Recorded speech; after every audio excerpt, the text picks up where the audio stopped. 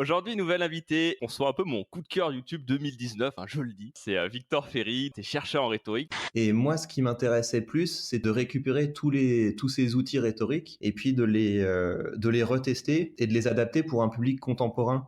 T'as le corps politicien qui est formé à ces outils, qui les utilise très régulièrement. Et finalement, ce serait une discipline un peu d'entre-soi. Toi, justement, tu le remets un peu entre les mains de tout le monde. Et c'est pas du tout un levier qui est efficace pour déclencher des actions. Parce que quand on fait peur aux gens ou quand on les culpabilise, souvent ça va produire plus du déni qu'un passage à l'action. Mais c'est comme ça qu'on développe une mentalité d'entrepreneur. On essaye, on bute sur un problème et on invente. C'est ça qu'on vend à nos clients aussi, c'est cette capacité à trouver des solutions. À chaque fois que tu as envie de citer un grand penseur, essaie de te retenir et dis-toi, mais tiens, est-ce que je pourrais pas trouver une belle manière de formuler cette idée ? Chaque lundi, Systemator vous délivre des retours d'expérience, de l'inspiration et des conseils pratiques pour aider les entrepreneurs à développer leur créativité, leur productivité et leurs revenus. Vous venez d'activer le Systemator. Installez-vous confortablement dans votre nouvelle vie de créateur. Bienvenue dans Systemator, le podcast qui essaie de ne dire que l'essentiel, mais dont les épisodes finissent toujours par durer plus d'1 heure et demie. C'est Seb de Sobolto.fr et Wesley de wesleyjoachim.com. Salut Wes. Alors, plus d'une heure et demie, t'exagères. On Ouais, est j'aime autour bien. d'une heure et demie. Mais bon, salut à tous. Salut à Seb. C'était pour la vanne. Aujourd'hui, nouvelle invitée et je suis très content parce qu'on soit un peu mon coup de cœur YouTube 2019, je le dis. C'est Victor Ferry. Donc Victor, t'es chercheur en rhétorique et t'as combiné un peu les meilleures techniques rhétoriques puis aux meilleures techniques et stratégies de marketing, web marketing. Et t'as créé cette chaîne qui s'appelle Artisanat Rhétorique.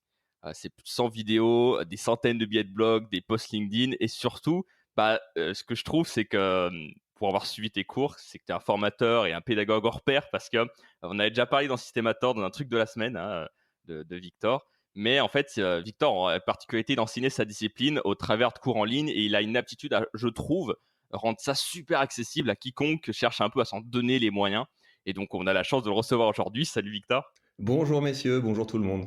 Écoute, bienvenue dans Systemator, ça fait plaisir de t'avoir ici. Oui, je crois que Il est très bien votre générique les gars. Vraiment, c'est comme il faut. C'est fait maison.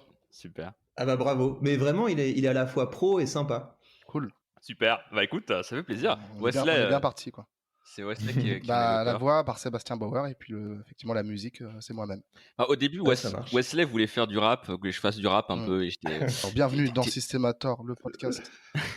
J'étais pas trop sûr, quoi. Mais finalement, on l'a fait comme ça. Ouais. D'ailleurs, Wesley, montre-nous ton deuxième talent avant de commencer l'épisode. Mon deuxième talent, c'est de récolter des étoiles. Alors pour ça, je vais pas dans la rue, je reste en ligne. Voilà, c'est la course aux étoiles pour Systemator.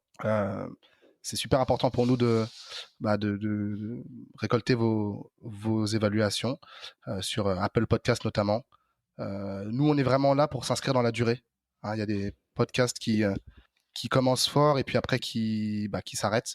Nous, on est là pour être pérenne. Et voilà, on va continuer à cette croissance sur cette année 2020 avec des invités comme Victor Ferry. Super. Et du coup, c'est parti. On attaque l'épisode.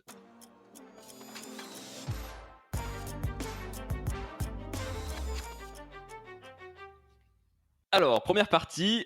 Moi, je me demandais comment Batman est devenu Batman. Donc, Victor, c'est quoi un peu, qui tu es, c'est quoi ton parcours et ta formation qui t'a amené à la rhétorique? Peux-tu d'abord commencer par nous parler de ça? Oui. En fait, j'ai commencé par des études en histoire. J'ai fait une licence d'histoire et j'avais pas spécialement envie de devenir prof en collège ou prof d'histoire à la fac. Et donc, j'ai migré de la France vers la Belgique. Et j'ai suivi un master qui était interdisciplinaire. Et c'était un master où il y avait de la science politique, du droit, de l'économie, d'autres disciplines et aussi un cours de rhétorique. Et j'ai trouvé que c'était une discipline qui était super importante parce que c'était très pratique en fait. C'était un peu comme de la politique mais appliquée. C'était vraiment l'outil pour accomplir des choses, pour lancer des mouvements. Et après avoir fait des petits boulots, donc j'ai travaillé au Parlement européen. Enfin, j'ai fait des choses comme ça qui étaient en lien directement avec la politique. Mais j'ai eu la chance de pouvoir obtenir une bourse pour faire une thèse. Et c'est là que j'ai approfondi cette discipline que j'avais rencontrée, à savoir la rhétorique. Donc ça, c'est en quelle année pour nous resituer un petit peu? J'arrive plus à faire les calculs, j'ai l'impression que c'était... j'ai eu mon doctorat en 2014. Donc j'ai eu mon doctorat en 2014, ça veut dire que je l'ai commencé en 2010. Ok, d'accord. Ah oui, Ouais, ça prend quand même un certain temps du coup. Ok, ouais, en fait, ça prend à peu près 4 ans pour faire un doctorat, ouais. ok. Et du coup, donc, c'est à Bruxelles, du coup, c'est ça. Il y avait pas, ça n'existait pas en France, du coup.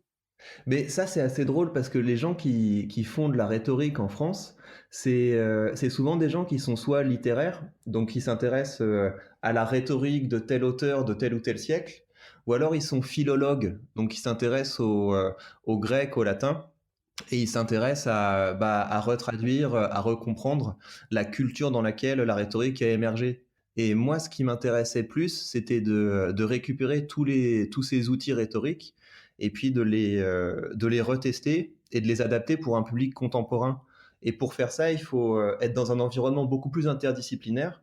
Et ça, l'université où j'étais, donc l'université libre de Bruxelles, offrait beaucoup plus de passerelles entre les disciplines. Ok, d'accord. Et du coup, pour les personnes qui n'ont jamais vraiment été confrontées un petit peu à ça et à cette discipline, si tu devais repartir un peu à zéro, c'est quoi la rhétorique pour toi et à quoi ça sert? Ouais. En fait, ce qui est très intéressant, c'est de repartir du moment où la rhétorique, ça a émergé. Donc la rhétorique est apparue à peu près 300-400 ans avant la naissance de Jésus-Christ. Et c'est dans un contexte où on est passé d'un monde où les institutions étaient religieuses. Donc ça veut dire quand on voulait prendre une décision, est-ce qu'on doit partir en guerre, est-ce qu'on doit exclure tel ou tel politicien, est-ce qu'on doit augmenter les impôts, etc. On demandait l'avis soit des anciens, soit de figures religieuses, donc je sais pas, la Pythie, l'oracle. Et donc la rhétorique est apparue dans un contexte où on en a terminé avec ces institutions magico-religieuses et on a commencé à se dire, bah, maintenant, pour savoir si on doit partir en guerre, si on doit hausser les impôts ou je sais pas quoi, on va débattre. Et donc, on est passé à une démocratie plus directe. Et c'est dans ce contexte de démocratie directe qu'il y a des nouveaux professeurs qui sont arrivés. Donc, des professeurs qui étaient là pour former les citoyens à être capables de parler, de délivrer un message clair face à une grande assemblée. Et donc, à l'origine, la fonction de la rhétorique, c'est ça, c'est de permettre à des gens de convaincre une assemblée des causes qui leur tiennent à cœur. Et du coup, je me pose la question parce qu'aujourd'hui, bon, on a beaucoup de documentation là-dessus, il y a beaucoup d'écrits, tout ce qu'il y a sur Internet, même le contenu que tu fais toi. Mais à l'époque, comment on savait ce qui pouvait convaincre, comment on savait ce qui pouvait marcher? Est-ce que tu as un peu des infos là-dessus? Tu veux dire comment est-ce qu'ils ont développé les outils? Ouais, voilà. Mais c'est beaucoup par observation. Donc, quand on regarde un traité de rhétorique antique, ce que font les auteurs, c'est qu'ils compilent les discours de grands orateurs, les discours, je sais pas moi, de Périclès, de Cicéron, et ils compilent en fait les discours qui, par exemple, ont pu obtenir une décision de justice dans un procès, alors que tout le monde pensait que ce serait impossible, ou alors les discours de gens qui ont été capables de retourner l'opinion alors qu'on pensait que l'opinion était défavorable.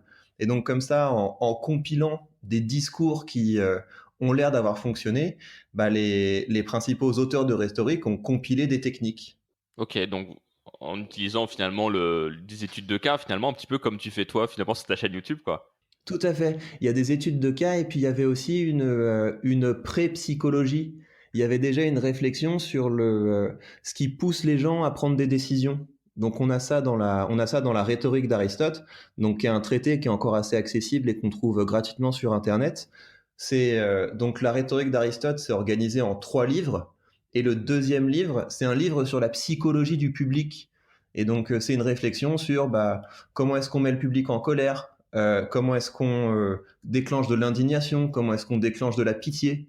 Et donc quelqu'un comme Aristote, il avait tapé vraiment dans toutes les sciences. Il s'intéressait bien sûr à la logique, à la philosophie, à la rhétorique, mais il avait aussi beaucoup réfléchi sur la psychologie humaine.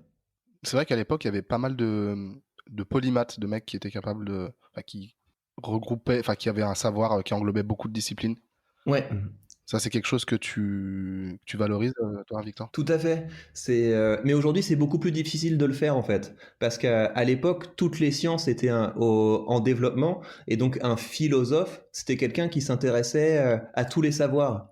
Et donc, quand on regarde la collection de livres écrits par Aristote, c'est hallucinant. Il a des livres sur les animaux, il a des livres sur les rêves, il a des livres sur la physique. Donc, il tapait vraiment dans tous les savoirs.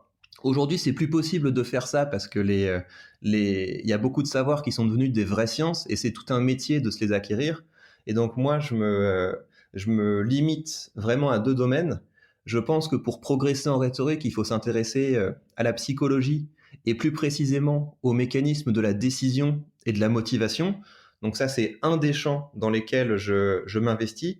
Et puis le deuxième champ, c'est la littérature. Parce que la littérature, en fait, c'est un bon roman, c'est une compilation des meilleures techniques pour capter l'attention de gens qui ont consacré leur vie à améliorer leur langage, à améliorer leur écriture. Et donc, il y a beaucoup de choses à apprendre quand on lit un grand roman sur la manière la plus efficace de formuler des idées. Donc, je me restreins à ces 2 champs, la psychologie et la littérature. Ce qui est déjà pas mal. Ouais, c'est déjà pas mal, mais il y a de quoi creuser, effectivement. Et puis ça permet de bien te nicher effectivement et des chaînes comme la tienne, enfin voilà, elle est unique de toute façon, mais j'aime bien l'idée de trouver son positionnement Mhm. en mixant des disciplines ou en allant vraiment en profondeur dans quelque chose de spécifique. Ça, c'est fondamental, en effet, parce que en fait, quand je suis parti du monde de la recherche pour lancer mon affaire et commencer à proposer à proposer des formations, je me suis retrouvé évidemment en compétition avec tout un tas de nouvelles disciplines qui s'étaient développées. Donc, il y avait le marketing, il y avait la PNL, il y avait la prise de parole en public, tout un tas de savoirs comme ça. Et donc, pour pouvoir me démarquer, j'ai dû m'appuyer sur le fait que la rhétorique, c'était effectivement une discipline très ancienne et une discipline qui puisait dans la littérature. Parce qu'il y a beaucoup de disciplines aujourd'hui qui se réclament de la psychologie, mais la grande littérature, c'est quand même quelque chose qui fait peur et c'est quelque chose qui est assez peu courant. Donc ça m'a aidé effectivement à me positionner. Et c'est marrant parce qu'aujourd'hui, je pense que tu as vraiment défriché ce domaine-là. Et puis, il y a aussi cette personne-là qui est sur Canal, dont d'ailleurs tu parles dans certaines vidéos, Clément, je me souviens plus, Viktorovitch. Viktorovitch, Viktorovitch. ouais, voilà. Et en fait, j'ai l'impression que vous avez un peu médiatiquement émergé un peu tous les deux, chacun avec son approche et un peu, je sais pas si prendre ça à la mode un peu, mais en tout cas remettre ça un peu au goût du jour. Et c'est vrai que moi j'étais super surpris parce que je suis allé dans un événement à Lyon l'autre jour et on commence à me parler de rhétorique, quoi. Mhm. Mais vraiment, hein. Et j'étais voilà, ok. Alors Mhm. du coup, je trouvais ça assez marrant et je pense du coup il y a un, ouais, vous avez un peu contribué chacun à votre façon à remettre ça un peu au goût du jour, quoi. Mhm. Oui, il y a une tendance en fait qui est un petit peu plus ancienne. Parce que la rhétorique, c'est quelque chose qui revient périodiquement. Périodiquement, comme ça, on redécouvre que c'est une bonne idée que les citoyens soient équipés pour prendre la parole en public. Mais ce qui est nouveau aujourd'hui, c'est que il y a eu des événements qui ont commencé à aborder la rhétorique un peu à la manière de The Voice. C'est un peu ça qui s'est passé. Il y a eu les concours Eloquentia qui ont commencé à faire pas mal de bruit, qui sont pas mal médiatisés. Et puis là encore cette semaine, il y a eu le Grand Oral sur France 2, qui est aussi une émission où on essaie de partir à la quête du meilleur orateur de France. Il y a eu aussi des films qui sont sortis, par exemple Le Brio, qui est un très bon film sur les concours d'éloquence. Et effectivement, Clément Viktorovitch a beaucoup joué pour diffuser cette discipline, parce que Clément, il fait vraiment de la rhétorique. Il a un doctorat en sciences politiques, mais après, il s'est vraiment approprié les outils rhétoriques et ses chroniques sont vraiment d'un bon niveau en matière de rhétorique. Mais toi, du coup, c'est quelque chose de sa façon de faire. Sur certaines vidéos, tu dénonces un petit peu ce côté décryptage et un peu entre guillemets, en fait, ils nous manipulent tous entre guillemets. Et toi, tu parles plutôt de comment l'utiliser en quelque sorte ces outils-là pour l'approprier à soi et ses projets, Tout ses à fait. campagnes, ses discours à nous. Ouais, la différence que j'ai avec lui, c'est que quand voilà, on va prendre un politicien. Donc il y a tel ou tel politicien qui a fait un discours, et puis on va montrer au public, tiens, regarde, là il utilise telle technique, et telle technique, c'est un peu de la manipulation, etc. Euh, ça a quand même tendance à éloigner les gens de la rhétorique et à renforcer cette idée que finalement la rhétorique c'est juste un ensemble de techniques de manipulation. Et le problème, c'est que quand les gens se convainquent de ça, eh ben, on leur coupe un petit peu cette possibilité de commencer à agir sur le monde en s'appropriant la rhétorique, plutôt que d'être seulement dans leur canapé à se dire c'est tous des pourris, etc. Et donc moi, j'insiste vraiment dans mes vidéos à donner des outils. Et donc pas seulement des outils pour décrypter, mais des outils pour agir. Il y a un peu ce même problème hein, dans le monde de la vente et du marketing, je trouve. Moi, je forme pas mal de gens à la vente et on construit des argumentaires de vente ensemble. Et j'ai souvent ce truc, ah mais moi de toute façon je sais pas vendre. Et on sent que quand tu creuses un peu, il y a un blocage, il y a cette peur un peu du vendeur, cette image encore du vendeur en commercial qui fait vraiment de la force de vente, qui appuie le pied dans la porte et tout ça. Alors qu'en fait, quand tu as une solution intéressante à proposer, bah, c'est bien de savoir, les gens en ont besoin, donc c'est bien de savoir argumenter et donner envie de rejoindre l'aventure, quoi, en quelque sorte. Et c'est vrai que ça me parle beaucoup parce que j'ai l'impression que c'est un petit peu, enfin, je me retrouve un peu dans ce discours-là par rapport à, oui, en fait, tu as le corps politicien qui est formé à ces outils, qui les utilise très régulièrement, et finalement, ce serait une discipline un peu d'entre-soi. Et toi, justement, tu le remets un peu entre les mains de tout le monde, quoi. Ouais, mais je comprends pourquoi il y a plus de décrypteurs que de formateurs. Parce que quand tu fais un décryptage, le public se sent intelligent. Il se dit ah moi on me la fait pas, etc. Et moi je le vois bien parce que quand je fais une vidéo par exemple qui va s'appeler je sais pas comprendre la langue de bois, bah la vidéo elle va faire 180 000 vues. Et quand je fais des vidéos où je mets les gens au travail, ça fait 10 fois moins de vues. Donc du coup, bah, pourquoi s'embêter si on peut faire une espèce d'alliance avec le public en leur disant regardez, qu'est-ce qu'on est plus intelligent que ces politiciens, ça marche beaucoup mieux que de confronter les gens aux limites de leurs compétences rhétoriques et de leur dire bah les gars, vous avez commenté, maintenant il va falloir se mettre au boulot. Ouais, c'est clair. C'est quoi ton quotidien aujourd'hui? Est-ce que, voilà, comment est composé ton quotidien? Est-ce que tu formes beaucoup? Tu peux nous en parler un petit peu? Oui, donc j'essaie de faire une vidéo par semaine. Enfin, j'arrive à m'y tenir. Je fais une vidéo par semaine. Et donc, ça me prend un jour et demi par semaine. Donc, le temps de trouver l'idée, le temps d'écrire, le temps de filmer. Le reste du temps, je lis. Donc, je passe beaucoup de temps à lire et à écrire pour nourrir un travail qui est d'un peu plus long terme, à savoir la création de formations. Et donc, j'essaie de créer une formation par mois. En ce moment, il y a quelque chose qui s'est rajouté dans mon quotidien parce qu'il y a un éditeur français, donc je pense que je peux le dire, c'est Erol, qui m'a demandé un livre sur la rhétorique. Et donc ça se rajoute ça se rajoute à mon temps. Et le reste, j'ai des coachings, donc des coachings par Skype, et je donne encore des séminaires aussi en présentiel. Donc soit des entreprises qui me demandent d'intervenir, soit bah, je travaille aussi pour une école de formation qui me demande de temps en temps de donner un séminaire pour 12-15 personnes. Ok, d'accord, ok. Ouais, c'est costaud comme emploi du temps. Ouais, Enfin, c'est ça a l'air, en costaud tout cas. plus ça va, plus je me rends compte qu'en fait le temps c'est le plus important. Et là en fait j'ai eu un petit bébé, donc j'ai un petit bébé de 6 mois, et ma femme est aussi indépendante. Et donc pour le moment on n'a Bravo pas pour mis le ta mère. bébé à la crèche, et donc on se répartit le travail entre des moments où elle travaille avec ses élèves et ses clients, et des moments où moi je travaille sur mes trucs. Et en gros j'arrive à faire tenir mon emploi du temps en 3-4 heures par jour.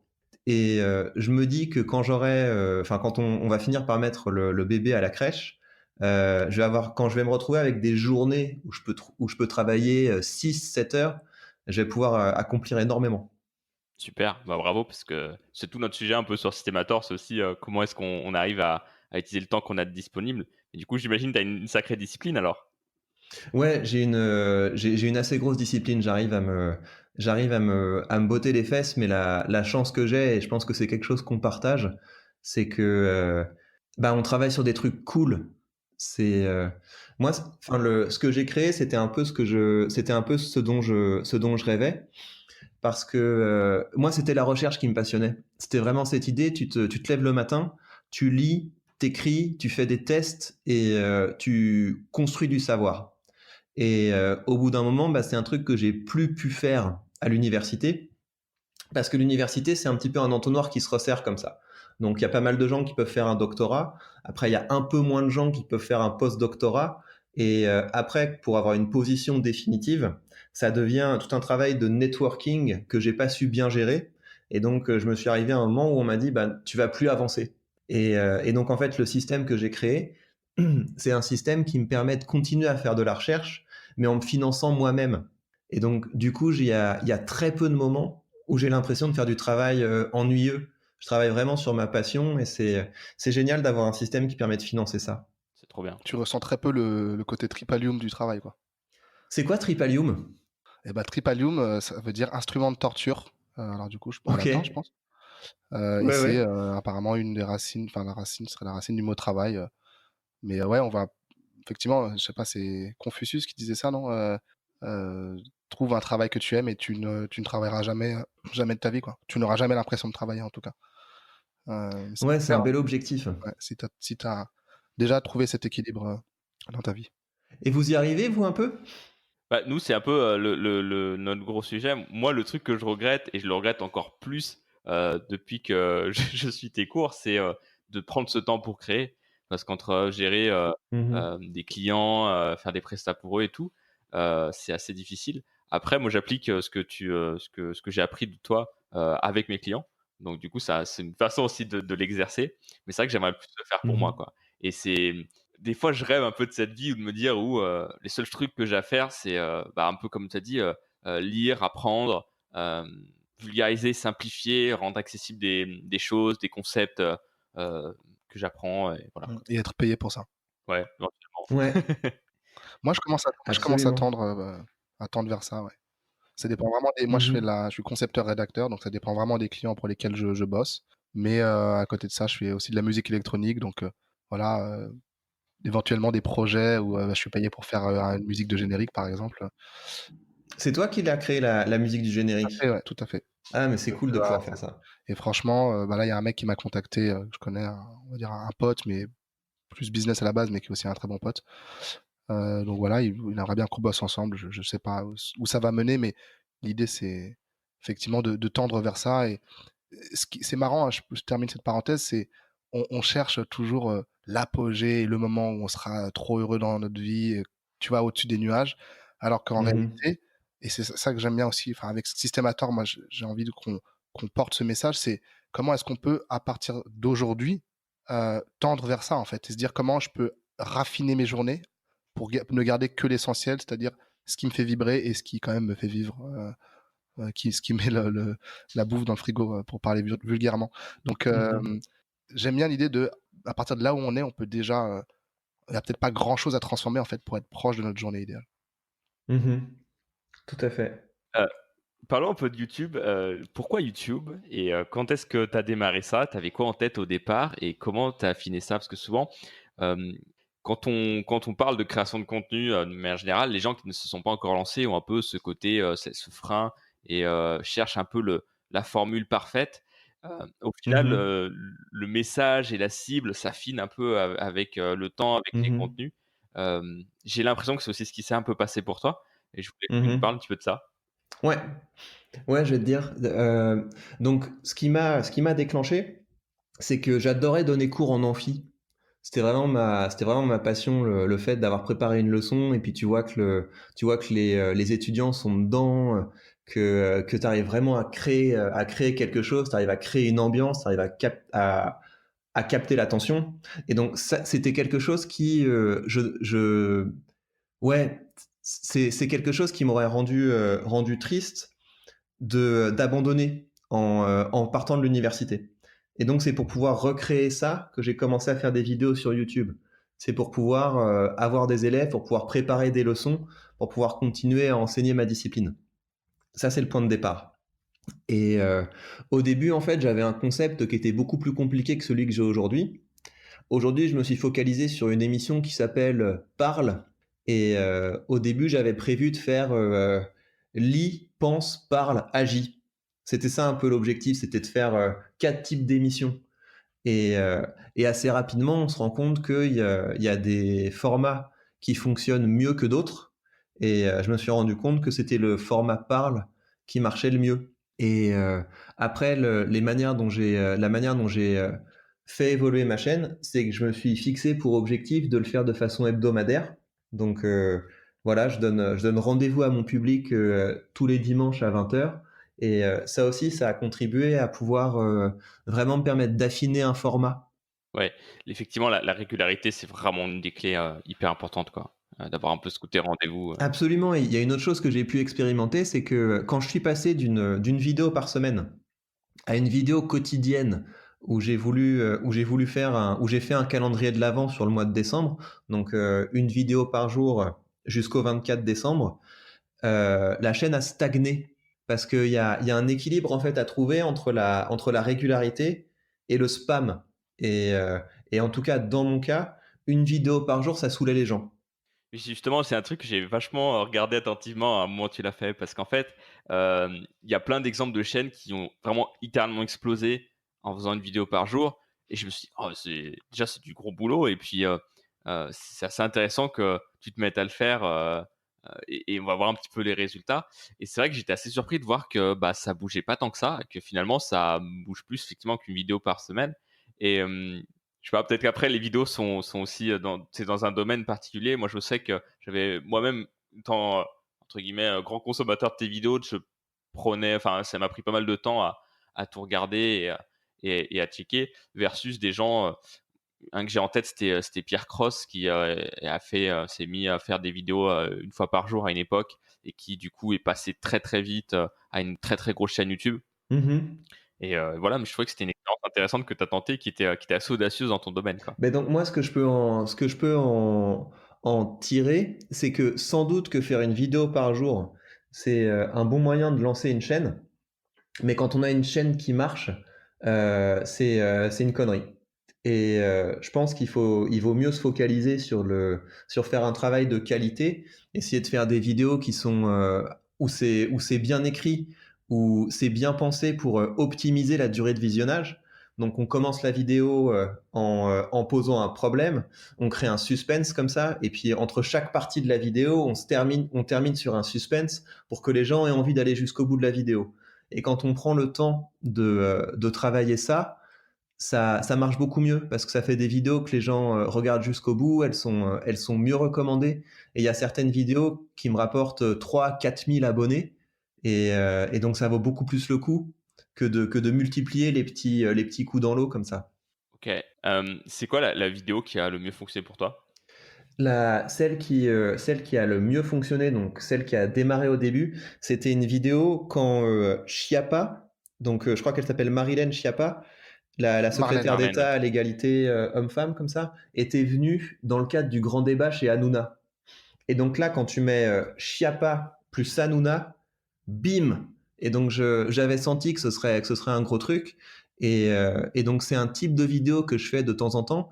C'est des vidéos de capture comme ça, où on réagit à ce dont tout le monde parle pour ramener les gens vers notre thématique. Et donc ça marche très bien. Et sinon, les autres vidéos qui marchent bien, c'est j'en ai une sur Zemmour. Et donc Éric Zemmour, c'est pareil. Vu que c'est quelqu'un qui est assez polémique, bah ça amène beaucoup de gens. Mais là où je suis content, c'est que j'ai aussi réussi à faire décoller des vidéos sur des sujets qui sont beaucoup plus qui sont pas du tout dans l'air du temps. J'ai fait une vidéo sur l'ironie et c'est une vidéo qui a dépassé les 140 000 vues alors que c'était vraiment un message qui est pas du tout dans l'air du temps. Donc Bah, ça, c'est sûr que quand tu vois les gens dans la rue, il n'y a pas d'ironie, hein. bah non, c'est ça. Ouais, enfin, vraiment le truc, c'est que l'ironie, c'est un peu le mode par défaut par lequel aujourd'hui on aborde le monde. Donc je trouvais que le message était important, mais c'est pas du tout un sujet de vidéo qui attire les gens à la base. Ouais, donc tu as pu justement éveiller vraiment un vrai intérêt là-dessus, quoi. Ouais. Ouais, ouais. Donc je pense que le bon mix quand on veut lancer une chaîne YouTube, c'est un peu des vidéos de réaction par rapport à ce dont tout le monde parle, et puis essayer de faire un travail plus profond où on avance vraiment les choses qui nous tiennent à cœur, vraiment notre philosophie. Et ça joue beaucoup pour pouvoir se démarquer des autres. Parce que les gens qui font des coups de temps en temps, c'est intéressant 5 minutes, mais à terme, ceux qu'on revient voir encore et encore, c'est ceux qui ont une philosophie. Et du coup, c'est quoi un peu c'est quoi un peu la philosophie de ta chaîne, du coup? C'est quoi le message, vraiment général de ton contenu? Bah, en fait, je pense que la prochaine évolution de la démocratie, c'est une démocratie sur le modèle de l'entrepreneuriat. C'est un modèle où, au lieu que les citoyens attendent des professionnels de la politique qui règlent les problèmes, on a les outils maintenant pour être capable de créer des mouvements locaux pour régler les problèmes qui nous tiennent à cœur. C'est vraiment ça la philosophie. En fait, tu peux faire la politique maintenant. T'as pas besoin de demander un changement de constitution pour arriver vers une démocratie plus directe. Tu as tous les outils nécessaires pour attirer l'attention du public sur une cause qui te tient à cœur et de changer ça en mouvement. Je me rappelle qu'on en parlait, on en a parlé sur LinkedIn, en commentaire. Je te demandais ce que tu en pensais justement, est-ce que, on peut changer encore les choses selon toi par, la politique, publique traditionnelle? Tu as été assez catégorique là-dessus. Tu me disais que selon toi non et que c'était vraiment l'entrepreneuriat, qui, te semblait être, la voie pour changer les choses, quoi. Ouais, Et je parce que trouve ça assez intéressant, de la part justement de quelqu'un qui a ton parcours, en fait. Ouais, parce que je pense qu'on est en ce moment dans un cycle assez malsain où en fait on a un cycle où il y a des candidats de plus en plus outranciers qui débarquent, et donc c'est toujours ça, c'est ouais, ceux qui sont au pouvoir ils sont vraiment vraiment vraiment très corrompus. D'ailleurs tout le système est corrompu, et avec moi ça va changer parce que je suis vraiment vraiment vraiment anti-système. Et donc on va comme ça vers des candidats qui sont de plus en plus outranciers. Mais le problème, c'est que si les gens qui sont au pouvoir sont corrompus, c'est pas parce qu'ils sont mauvais, c'est parce qu'il y a un certain niveau de responsabilité où c'est pratiquement impossible de rester éthique. Et donc, c'est pas en espérant qu'on va enfin amener au pouvoir des gens qui seront blancs comme neige qu'on va s'en sortir. La solution, c'est que le pouvoir soit réparti en des plus petits morceaux. Et le meilleur moyen de faire ça, c'est que chacun en prenne sa part. Et prendre sa part de pouvoir, il ne faut pas la revendiquer, il faut la créer. Et aujourd'hui, on peut tous avoir de l'influence, on peut tous être un média, on peut tous faire avancer les causes qui nous tiennent à cœur. Et donc, il faut arrêter de se représenter la politique seulement comme un combat entre partis et entre personnalités. Il faut la faire à notre échelle. Et puis effectivement, redevenir acteur, tous un peu plus, c'est ça aussi la démocratie, hein, c'est quoi, en grec, c'est le pouvoir du peuple, c'est ça ouais, Tout à c'est la fait. souveraineté du peuple. Euh, et euh, et l'idée, ouais, c'est de reprendre ces armes-là qu'on a.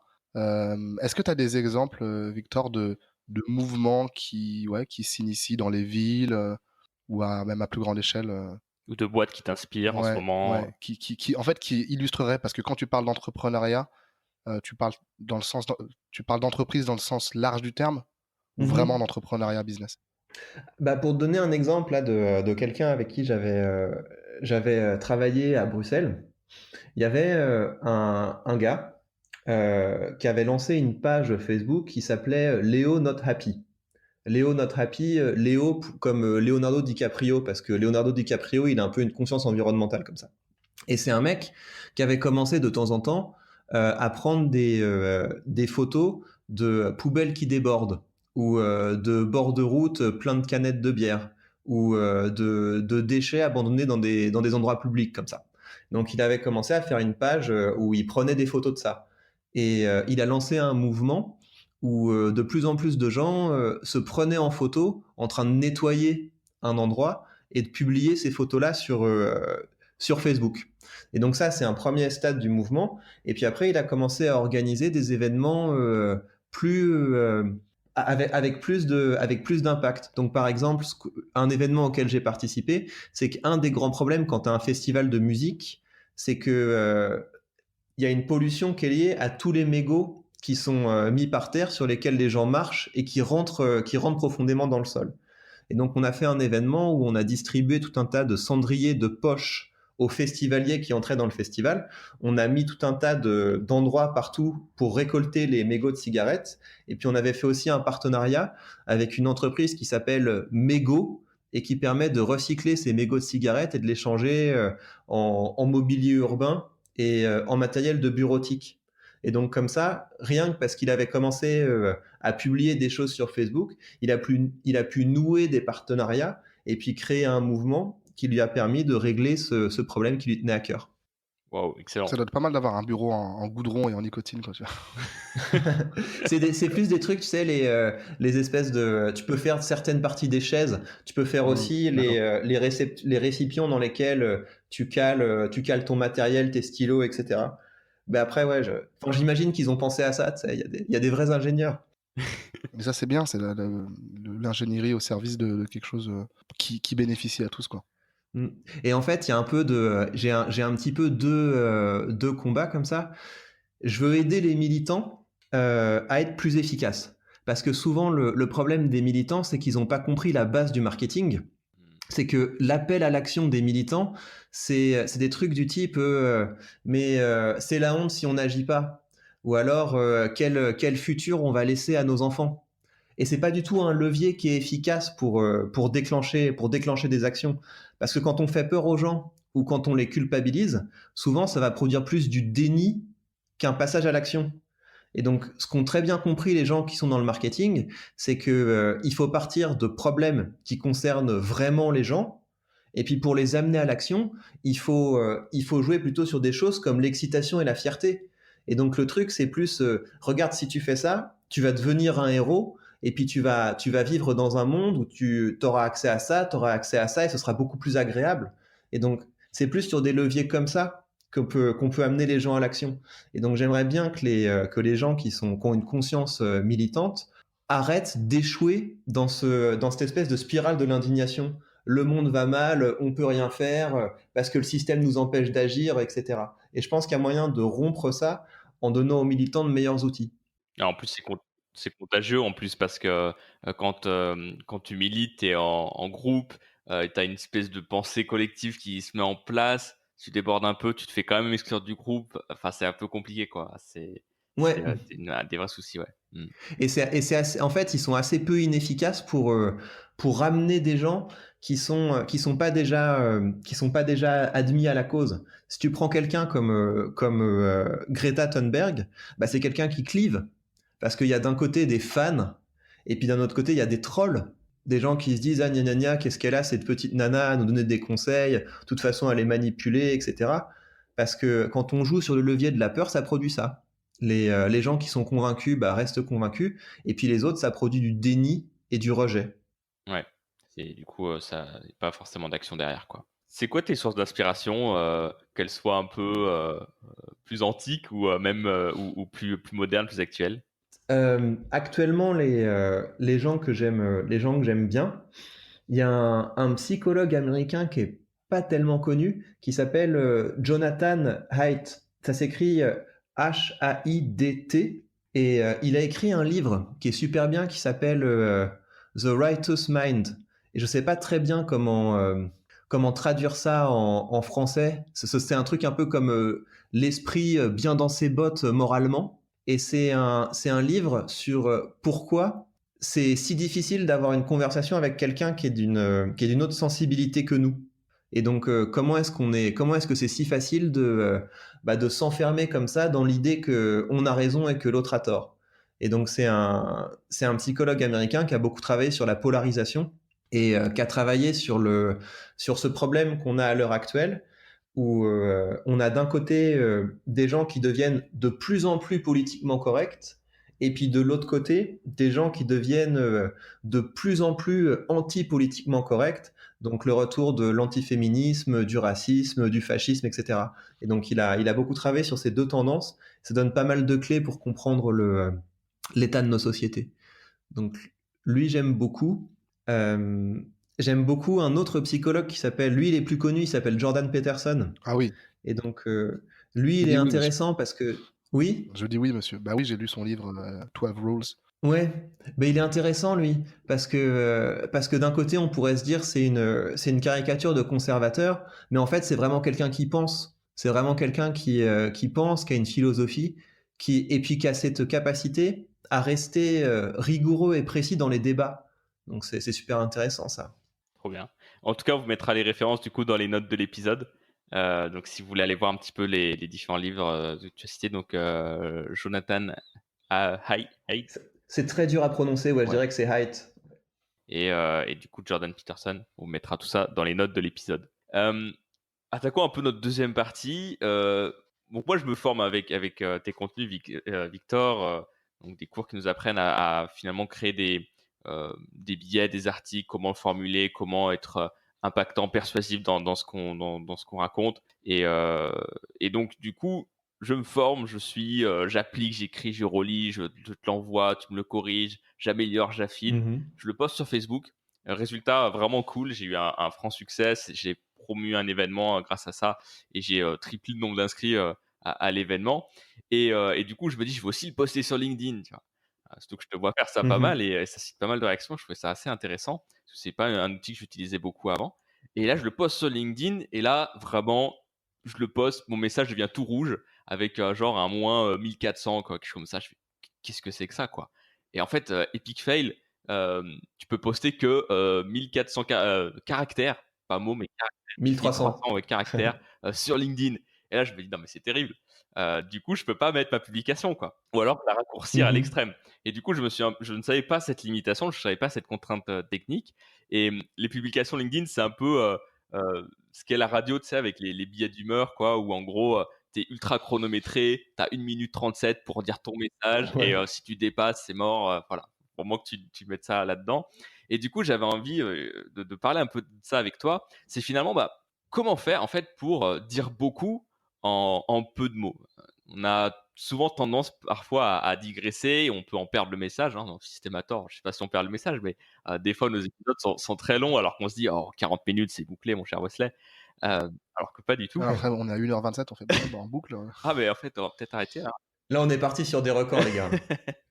et, et du coup, je me demandais comment ça se fait qu'il y a certaines personnes qui arrivent à faire passer des idées incroyables en 1300 caractères, alors que d'autres vont donner des conseils un peu platoniques en 1400 mots finalement. Et voilà, je voulais parler un peu de ça avec toi. Est-ce que tu as lu le livre qui s'appelle Écrire, Histoire d'un métier de Stephen King? Ou peut-être ça s'appelle Mémoire d'un métier, mais en tout cas le livre de Stephen King sur l'écriture. Ben, Oui, on a fait mieux que ça même. Ouais, vous avez fait quoi? On a fait un épisode dessus. on a fait un épisode. Bah bravo, voilà. Mais je crois il en parle de ça. Ouais. Et donc ce qui est intéressant justement, c'est donc dans la première partie de son livre, où il raconte comment est-ce il a commencé à envoyer encore et encore des ouvrages jusqu'à ce qu'il en ait un qui soit accepté. Et il montre vraiment le document d'un éditeur qui a pris une de ses pages et qui a commencé à la corriger. Et en fait, ce que fait l'éditeur, c'est qu'il vire des mots. Et on ne se rend pas compte à quel point on peut virer des mots dans un texte qu'on a écrit. Et améliorer un texte, c'est virer des mots. C'est ce qu'il disait, je crois que c'était. Saint-Exupéry, Hein. la perfection, ce n'est pas lorsqu'il n'y a plus rien à ajouter, c'est lorsqu'il n'y a plus rien à enlever. Déjà, il y a cette citation. Mais oui. Mais ouais, c'est ça. Et donc c'est une super opportunité que tu as parce qu'effectivement Facebook t'as beaucoup plus de marge pour faire tes textes. C'est un super exercice de passer de Facebook à LinkedIn du coup parce que tu peux voir de Facebook à LinkedIn parce que tu peux voir tout ce que tu peux virer et tu te rends compte en fait que quand tu fais des textes où t'enlèves des mots comme ça, le message reste et il passe beaucoup mieux parce que plus tu mets de mots, plus c'est difficile pour le public de rentrer dedans et de le lire. Ouais, exactement. Je crois que ouais, Stephen King expliquait que lors de la phase de relecture de ses ouvrages, le bon ouvrage c'était la même chose, mais en enlevant 20%, quelque chose comme ça. Mais Ouais, oui. c'était énorme. C'était énorme. C'était gigantesque. Bah, d'ailleurs, le vrai copywriting, toi, tu connais, Seb, c'est vraiment aller à l'essentiel, retirer tous les mots superflus. Oui, les lettres de vente C'est de l'époque. ouais, si tu peux l'écrire en 10 mots au lieu de 20, bah voilà. Si tu peux l'écrire en 3 mots au lieu de 10, fais-le. Et si c'est juste un mot, fais-le aussi, quoi. Et souvent, en fait, on pense que les adverbes, c'est quelque chose qui renforce. Donc, par exemple, dire c'est vraiment très intéressant.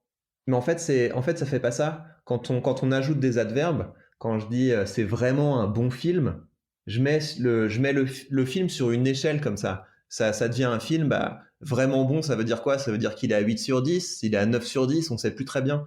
Alors que si on dit juste c'est un bon film, il n'y a rien à rajouter. Et là le message est beaucoup plus fort en fait. Donc, quand on essaie de renforcer nos idées en ajoutant des adverbes un peu comme un marchand de tapis, en fait, ça déforce. Faut virer ça. Ouais, et je sais que à une époque, quand j'essayais vraiment d'écrire un peu comme je parlais. Et c'est un peu le piège, finalement, je me rends compte un peu avec avec le temps maintenant. C'est que quand tu écris, enfin, tu as plein de mots parasites souvent, même là, dans Systemator, j'en dis beaucoup. On a tous nos mots parasites. Ouais. Voilà. Toi, c'est un peu. Ouais, c'est ça. J'en ai beaucoup. Entre autres. Moi aussi, j'en ai. Mais du coup, voilà, et en fait, faut démarrer quelque part, je pense. Faut écrire et commencer à se mettre dedans. Mais effectivement, il y a plein de choses qu'on peut enlever là-dessus grâce à ça. Et je crois que tu as fait pas mal d'articles à ce sujet-là. On les mettra peut-être dans les notes de l'épisode. Ouais, il y a un principe qui est important, et celui-là, je l'ai aussi pris chez Stephen King. C'est l'idée que c'est la peur qui est la mère du mauvais style. Souvent, quand on est à l'oral, mais aussi à l'écrit, on a peur qu'en disant les choses une fois, ce soit pas passé.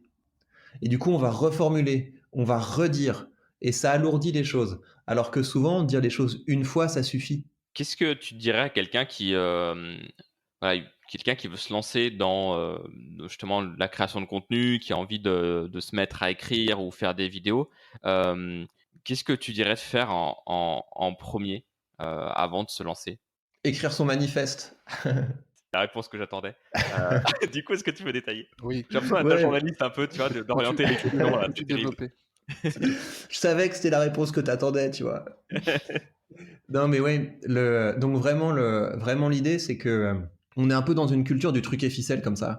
Voilà, je vais te donner les 3 secrets pour capter l'attention. Et en fait, ce qui marche vraiment et ce qui marche sur le long terme, c'est d'avoir pris le temps de développer une philosophie. Donc, tu vois, l'idée, c'est des fois, on se dit, qu'est-ce que ce serait bien que Confucius revienne, qu'est-ce que ce serait bien que Socrate revienne, etc. On pourrait lui poser toutes les questions qui nous tiennent à cœur. Et pourquoi est-ce qu'on a cette volonté de faire revenir ces grands penseurs? Et bah, précisément parce que c'est des gens qui avaient développé une pensée. Et on peut faire ça. Et développer une pensée, c'est assez simple. C'est commencer par noter les problèmes qu'on trouve les plus importants à régler. La deuxième chose, c'est d'essayer de faire un diagnostic sur ces problèmes. Et ensuite, c'est de proposer des solutions. Et donc, rien qu'avec ces 3 petits éléments, décrire des problèmes, proposer un diagnostic et proposer des solutions, si on prend le temps de faire ça, en essayant de se couper des autres idéologies, de se couper des influences, on commence à avoir une pensée qui nous est propre. Et le fait de faire ça, eh bien, c'est quelque chose que les gens vont ressentir en toile de fond de nos contenus, et ils vont avoir l'impression d'être confrontés à de la pensée de première main. C'est ça qui est très important. C'est pour ça que les gens reviennent, c'est parce qu'ils ont l'impression d'être confrontés à de la pensée de première main. Donc, avant de commencer à publier, je ferai ça. Et puis, en parallèle de la stratégie de contenu, je continuerai à faire ça. Je continuerai à faire ce travail plus profond, à faire ce travail de plus long terme d'élaboration d'une pensée. Dans un de tes cours, t'as parlé un petit peu de l'idée de ne plus citer, mais de faire en sorte qu'on nous cite nous. Et Ouais. c'est un truc que j'avais jamais entendu avant, finalement, alors que c'est tout bête. Et voilà, est-ce que tu peux développer? Ouais, donc l'idée, et ça c'est aussi un truc que j'ai découvert récemment, c'est qu'en fait, qu'est-ce que tu fais quand tu cites? Quand tu cites, c'est un aveu de faiblesse. Ce que tu fais quand tu cites, c'est tu dis, bah, j'admets que telle personne a été capable de formuler mon idée d'une manière qui claque plus que ce que je pourrais faire. Et donc, à chaque fois que tu as envie de citer un grand penseur, essaie de te retenir et dis-toi, mais tiens, est-ce que je pourrais pas trouver une belle manière de formuler cette idée? Moi, c'est quelque chose que j'ai pris l'habitude de faire. Et par exemple, on peut essayer de formuler une idée avec des figures de rhétorique, donc avec des figures de répétition, avec des figures de parallélisme. on peut aussi formuler une idée en essayant de faire des rimes. Et le fait de faire cet effort régulièrement, c'est comme ça qu'on peut donner des petits morceaux de notre pensée au public. Ils vont voir ça, ils vont se dire « Ah, mais ça claque, c'est bien formulé ». Et du coup, c'est ce genre de morceaux que les gens vont vouloir citer. Et c'est comme ça que notre pensée peut devenir virale. Mais parce qu'en amont, il y a un vrai travail de fond qui a été réalisé. Absolument. Et donc, j'ai un des exercices qu'on peut trouver sur ma chaîne YouTube où je raconte une histoire et après, je demande aux gens de formuler la morale. Et donc, au début, le premier effort, c'est effectivement de faire un travail de réflexion, de se demander c'est quoi l'idée importante de cette histoire. Et une fois qu'on a couché cette idée sur le papier, le deuxième effort, c'est d'essayer de la formuler en alexandrin. Et donc, là, il y a un jeu qui s'opère entre ce qu'on a envie de dire et puis des contraintes de rythme et des contraintes de rime. Et là, ça devient vraiment créatif. Et là, ça devient vraiment intéressant. Et pour moi, c'est ça la plus-value de la rhétorique. Et c'est un travail qu'on trouve pas ailleurs que dans cette discipline, Ouais, finalement. c'est la contrainte crée une créativité, en fait. Parce que tu es cadré, tu as quelque chose, Tout à fait. des règles très précises et très strictes et des fois difficiles. C'est là où tu vas aller dans les retranchements dans ce que tu es capable de faire. Absolument. Et je me suis rendu compte que quand j'ai commencé à terminer mes vidéos par des vers, donc essayer de faire vraiment une péroraison, donc une fin de discours où j'essaie de galvaniser le public, c'est des vidéos qui cartonnent. Les gens ont vraiment l'impression d'avoir été confrontés à quelque chose qu'ils voient pas ailleurs, parce que c'est pas des citations, mais pourtant ça sonne comme de la grande pensée, comme de la grande littérature, et s'exercer à faire des rimes, c'est quelque chose qui est très agréable à faire, et ça peut donner vraiment une vraie différence, une vraie originalité à nos discours. Clair. Les grands moments, les fins de vidéos de On- Victor on- avec la petite musique épique à la fin aussi. Ouais, on, Ça y, passe Ouais, j'adore ça. on y repensera pour Systemator. Ouais. bien. Ouais, on rajoutera des petits. Et Ouais. vous pourriez tenter, hein. Ça, je vous encourage vraiment à le faire. Non, mais j'adore l'idée en tout cas. Ouais, tu dis, il faut qu'on rappe, hein, mec. En tout cas, j'adore l'idée de effectivement de faire ce travail de fond. Moi, alors je l'ai pas encore annoncé publiquement. Enfin, je sais pas. Ça dépend en fait quand sort cet épisode. Ça va sortir là rapidement après l'enregistrement, mais je vais organiser à Lyon une intervention, hein, voilà, une présentation devant une vingtaine ou trentaine de personnes. Et c'est un challenge que je fais avec les gens de mon mastermind. Hein. Je suis un programme de coaching mastermind. Mhm. Et justement, ils ont dit, vous allez faire parler en public. Ça peut être même 3 personnes, ça peut être vos meilleurs amis, votre famille. C'est mieux si c'est un peu plus de gens et que c'est officialisé. Et vous allez livrer votre dernier discours, comme si vous alliez mourir juste après. Mhm. Et je sais pas encore ce que je vais dire. J'ai plein d'idées, mais là, ce qui est excellent, c'est que ça va m'obliger. Voilà, l'idée, c'est de tenir 20 minutes. Tu vas pas faire un truc trop long et d'aller à l'essentiel de c'est quoi le plus important dans ma vie. Si j'avais une leçon à donner, ce serait quoi? Mhm. Donc ça va tourner autour, je pense, a priori, la gestion du temps et le fait d'aller à l'essentiel, justement. Mais ouais, je sens que j'ai envie et besoin de prendre ce temps, de me poser, parce que au-delà de ce discours qui est un exercice de style, c'est dans ma vie, euh, dans sa globalité, et ensuite dans comment ça peut déteindre dans chacun de mes projets, que ce soit Systemator, que ce soit pour mes clients en tant que concepteur-rédacteur, que ce soit en tant que musicien, etc., etc. Comment cette philosophie-là, elle transparaît, comment voilà, elle est, comme tu dis, elle est claire comme le lot de roche, quoi, elle est limpide pour les gens. Et ça, c'est cette seconde nature-là, il y a vraiment un travail délibéré à faire, je me rends compte. Parce que c'est pas facile quand tu es face à la feuille Mais blanche. c'est un très bon exercice ce qu'on te propose de faire, parce que c'est exactement ça. L'idée, c'est qu'il y a une espèce d'hystérie comme ça du quotidien. Et ce genre d'exercice, c'est quelque chose qui te permet de prendre du recul, qui te permet effectivement d'essayer de taper dans ce niveau qui est un peu plus fondamental. Voilà, il y a toutes les choses qu'on doit faire, mais plus fondamentalement, qu'est-ce qu'on devrait faire? Qu'est-ce qui compte vraiment? Et les gens qui se sont accordés ce temps, après ils rayonnent parmi leurs semblables, parce qu'on sent qu'ils ont une dimension supplémentaire. Et c'est ça être inspirant. Super. Merci. Merci beaucoup, Victor, pour cet épisode. C'était super intéressant. Tu restes avec nous pour le truc de la semaine. On vous mettra évidemment tous les liens vers toutes les vidéos qu'on a mentionnées, les articles aussi dont on a parlé dans les notes de l'épisode. Tu as aussi ton article secret chaque début de mois avec un cours aussi que tu fais. C'est pas pour tout le monde, hein, c'est vraiment un secret. Hein. Voilà, mais bon, on vous le dit, mais on est entre nous là, ça va. Donc voilà, tout ça sur ton site. Voilà, vous pouvez du coup nous mettre, si cet épisode vous a plu, le partager à un ami, pourquoi pas, hein, dire ouais, j'ai écouté un super épisode de Systemator, j'ai appris plein de choses et la rhétorique ça a l'air trop cool et tu devrais regarder aussi et vous écouter. Et vous pouvez aussi nous mettre un avis Exactement. sur Apple En Podcast. allant à l'essentiel, évidemment, si vous ne voulez pas perdre du temps avec des adverbes et des mots parasites, allez à l'essentiel et dites-nous ce que vous avez sur le cœur. Par exemple, quelque chose comme meilleur podcast, on peut l'écrire pour vous si vous voulez. Mais c'est mieux, ça vient de vous quand même. Mhm. Allez, on passe au truc de la semaine.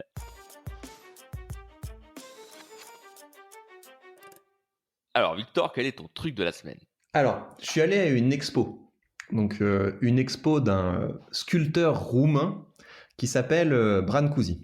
Ce qui est intéressant, c'est que dans une salle de cette exposition, on pouvait observer une sculpture qui s'appelle Oiseau dans l'espace. Je vous invite à regarder sur Google à quoi ressemble cette sculpture.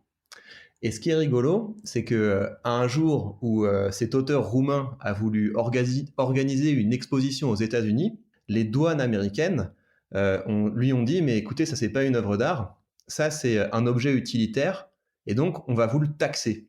Et il y a un procès qui est super intéressant où Brancusi et ses avocats essaient de démontrer que cette sculpture c'est pas un objet utilitaire, c'est une œuvre d'art. Et donc, je vous recommande de vous renseigner sur ce procès, d'aller lire des extraits de ce procès, parce que si on s'intéresse à l'argumentation et si on s'intéresse à la dialectique, c'est absolument passionnant. Il y a notamment eu un épisode d'une émission qui doit s'appeler Le sens de l'histoire sur France Inter. Vous allez trouver ça si vous tapez sur Google. C'est un peu ancien, mais elle existe encore. Et vous allez avoir des extraits de ce procès qui sont joués et interprétés par des acteurs. Et donc, c'est typiquement le genre de choses qui vous permet comme ça d'apprendre des choses intéressantes et puis aussi de développer votre compétence rhétorique parce que les échanges entre la défense et l'accusation sont de haut niveau. Trop bien. Ouais, effectivement, c'est un peu particulier. Ok. Elle est belle, la sculpture. Et C'est marrant, hein? en quoi ils ont dit que c'était un objet utilitaire? Mais parce qu'en fait, il y avait la définition légale de l'œuvre d'art à l'époque, donc on est au début du siècle, c'était une définition de l'art antique selon laquelle une œuvre d'art doit ressembler à quelque chose. Donc une œuvre d'art, ça doit ressembler à des objets, à des animaux, à des êtres humains. Et donc si on n'a pas ce rapport de l'œuvre d'art à l'objet, et ben dans ce cas-là, on ne peut pas la considérer comme une œuvre d'art. Et donc la décision de ce procès, ça a été la reconnaissance légale de l'art abstrait et de l'art conceptuel. Excellent, trop bien. Et ça, cette exposition, tu allais la voir où? C'est au musée des Beaux-Arts de Bruxelles. Et donc c'est très intéressant. Brancusi, c'est donc un sculpteur qui a commencé sa carrière dans l'atelier d'Auguste Rodin, donc le sculpteur français. Et puis il est allé de plus en plus vers l'abstraction. Et donc ça fait partie de ces gens qui ont commencé par faire du figuratif et qui sont allés ensuite vers de l'abstrait. Et dans le cas de ce sculpteur, ses œuvres ont mis du temps à être reconnues et c'est super qu'on ait un procès comme ça pour voir le genre de discussion qu'il y a autour de finalement qu'est-ce que l'art, quelle est la fonction de l'art et qu'est-ce qu'on peut considérer comme de l'art. Super, trop bien. Écoutez, on met les liens dans les notes de l'épisode. Merci Victor. Wesley, quel est ton truc de la semaine? Eh bien, mon truc de la semaine, c'est peut-être un peu plus terre à terre, mais intéressant également, c'est Koufu. Alors, si je vous dis ça, ça va pas beaucoup vous C'est Kung avancer. Fu ou Koufu? Non, Koufu, K-U-F-U. C'est une marque éthique et zéro déchet lyonnaise. Yes. Je crois qu'il commence pas mal à s'exporter. Et elle s'appelle Sabrina Grasso, si je dis pas de bêtises. Donc la fondatrice, on voit d'ailleurs des vidéos d'elle. Ils ont levé des fonds, ils ont fait une campagne il y a quelques années. Et donc, une petite boutique sur les pentes de la Croix-Rousse à Lyon, pour ceux qui connaissent Lyon, très sympa. Et j'y suis allé en fait pour acheter un cadeau, un papier d'emballage, mais du coup recyclable et recyclé, dans cette boutique pour offrir un cadeau d'anniversaire à Paris pour les 30 ans d'une amie. Et c'est ce qu'on appelle l'upcycling en fait. Faut pas dire le recyclage, c'est l'upcycling. Donc elles font leur création à partir de chutes de tissu. inutilisées. Et donc, elles en font des Mhm. pochettes, typiquement pour aller faire les courses. Il y a des cotons démaquillants pour les femmes. C'est quand même plus un univers féminin. Euh, mais c'est cool. Moi, je m'en suis pris aussi une pour moi. Alors, celle avec les fleurs, c'est pour ma pote. Mais, euh, mais je me suis dit, OK, j'ai envie de. Pour moi, c'est une manière aussi de m'engager là-dedans, d'aller vers plus de zéro déchet et de me dire, en étant quelqu'un de, comment dire, pas spécialement, qui ne l'affiche pas spécialement. Tu vois, je m'habille normalement. Bon, t'es pas à côté là, Victor, mais tout ce qu'il y a de plus, tu vois, normal, classique, monsieur tout le monde, tu vois. Enfin, même si je suis indépendant et j'ai ma façon de penser. Mais, mais se dire que ouais, ces choses-là, elles sont pas réservées à une élite de gens bobos tu vois, qui se prennent au-dessus, qui se croient au-dessus des autres. Et ça, je crois que il y a un gros travail à faire pour rendre ces choses-là évidentes Mm. pour la plupart des gens. Et je crois que c'est Jordan Peterson qui en parle, et ça, c'est très intelligent de sa part. C'est du fait que avant d'exiger des gens qu'ils soient investis au niveau de l'environnement, c'est important déjà de s'assurer qu'ils aient de quoi manger, de quoi dormir, de quoi vivre. Et effectivement, avec un niveau de richesse plus élevé, on peut se permettre de se poser ces questions-là. Lorsque c'était à la rue ou que tu as à peine de quoi te loger et manger, tu vas pas penser à ça. Et encore une fois, c'est l'idée de prendre du recul et de se dire, OK, maintenant que j'ai ça en place dans ma vie, comment est-ce que je peux être plus efficient dans ma manière de consommer? Voilà, c'était le petit truc de la semaine. Ça va, les gars? Mais du coup, c'est vrai que ça me fait penser un peu à ce que tu disais tout à l'heure, Victor, sur la partie un peu politique, notamment sur les mouvements et l'idée de convaincre Mhm. un peu, ça me fait un peu penser à ça, quoi. Mm. Ouais, big up Khufu. C'est un très bon truc de la semaine. Yep. Voilà, et Kung-Fu, en japonais, ça veut dire, de mémoire, l'art de faire avec ce qu'on a. Ok, C'est vraiment, voilà, donc bien ce choisi. que j'ai sous la main, je l'utilise. Ah, t'es malin. Et ouais. Ouais. Mm. Pas mal. C'est vrai que c'est un truc auquel moi personnellement je penserais pas par défaut, de prendre autre chose que du papier cadeau. C'est pas quelque chose qui me viendra en tête comme ça, mais c'est intéressant justement du coup que t'en parles et que tu parles un peu ce retour expérience aujourd'hui, quoi. Mm. Il reste un truc de la semaine, c'est celui de Sébastien. Ouais. Alors hier j'ai une discussion, j'ai animé un meet-up et après j'ai eu une discussion avec un collègue qui lui a une boîte avec plusieurs salariés et on est un peu dans le même univers. Ils font pas mal de prestations, des petits indépendants et en fait. En ce moment, quand je parle de Somolto, qui est tout jeune, hein, qui a quelques semaines encore comme boîte, on teste pas mal notre business model. On est vraiment en train d'essayer des offres, de voir ce qui marche et d'y aller vraiment à 400%. Et en fait, l'objection que me donnent mes pairs, c'est je comprends pas comment tu peux être rentable avec ce que tu fais ou avoir des résultats avec ce que tu fais. Et en fait, la personne avec qui j'étais hier m'a dit, nous, on a essayé, on s'est dit que en fait, la seule solution pour proposer des choses à ces tarifs-là, c'était de tout automatiser, d'avoir un logiciel qui fait tout à ta place. Et sinon, on n'y arrivait pas. Et il m'a dit, je serais curieux d'en discuter plus avec toi, parce que j'ai du mal à voir comment tu vois les choses et comment vous pouvez être rentable là-dessus.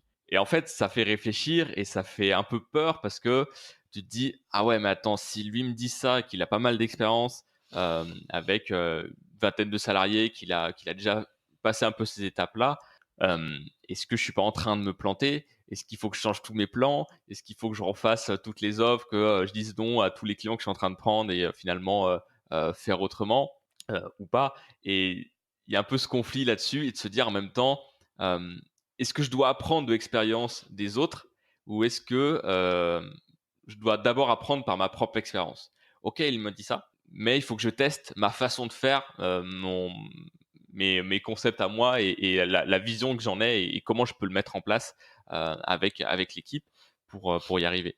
Et c'est quelque chose qui est jamais facile. Et à une époque, je fuyais vraiment les événements, les meet-up, les rassemblements entre indépendants, entre freelance, entre entrepreneurs.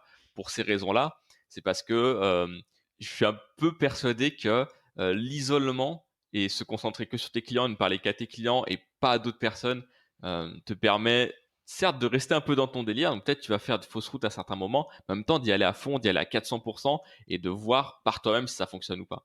Et voilà, j'avais envie de partager un peu ça parce que ça m'a un peu fait réfléchir hier et me dire j'y vais pas, je continue pas.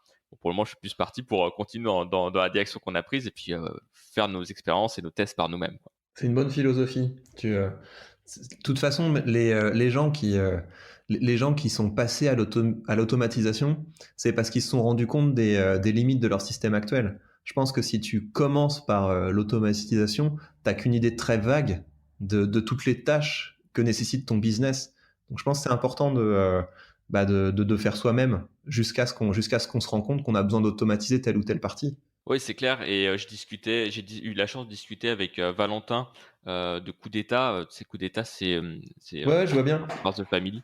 Et je suis dans leur programme aussi. Et en fait, ce que Valentin me disait au téléphone, il me disait, mais en fait, actuellement, à la phase d'entreprise où je suis, en tant que chef d'entreprise, on est designer, quoi. On design des solutions pour nos clients. Et après, on peut standardiser ou progresser et trouver quelque chose qui clique, trouver quelque chose qui soit répétable à plus grande échelle. Et du coup, en fait, le fait qu'il m'ait dit ça, je me suis dit, OK, ce que je vais faire, c'est dire, bah, pendant 6 mois, avec l'équipe, là, on va tester, on s'autorise à se planter autant de fois que nécessaire. On s'autorise à vendre des trucs qui sont pas rentables pour nous. On s'autorise à tester nos hypothèses, d'essayer de faire grossir les clients avec nous et puis de se développer ensemble. Voilà. Donc, puis on verra au vrai bilan dans 6 mois, quoi, voir un peu où on en Il a. a raison, Valentin. Il a super raison parce que c'est ça le boulot d'un entrepreneur. Le boulot d'un entrepreneur, c'est de créer des trucs, c'est de créer des systèmes, c'est de trouver des solutions.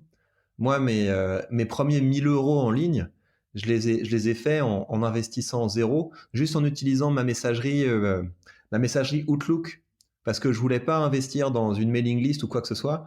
J'ai juste envoyé un email à des contacts en utilisant ma boîte mail. Et c'est seulement quand des problèmes ont commencé à se poser que j'ai dû passer à un niveau supérieur. Mais c'est comme ça qu'on développe une mentalité d'entrepreneur. C'est on essaye, on bute sur un problème et on invente. Et c'est ça qu'on vend à nos clients aussi, c'est cette capacité à trouver des solutions.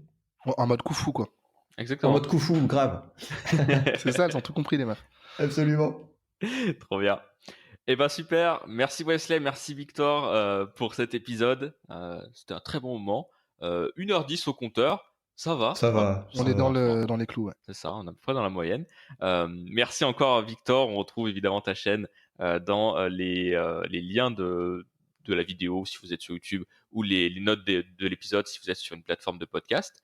Si vous êtes sur Apple Podcast, les étoiles ça compte, n'hésitez pas. On a aussi un site internet systemator.tech, tech c'est T-E-C-H. Et dessus, vous pouvez rejoindre notre communauté sur Discord. On discute ensemble, on est très accessible, on travaille ensemble parfois. Donc voilà, n'hésitez pas. Et si vous êtes sur Lyon, Wesley organise des événements de productivité. Vous allez sur le groupe Meetup Somolto Workshop. Bah voilà, merci à toi Victor. Et puis Mais merci à vous. à une prochaine. Ouais, prenez soin de vous, puis bise à tous les auditeurs et les auditrices. À bientôt. Yes.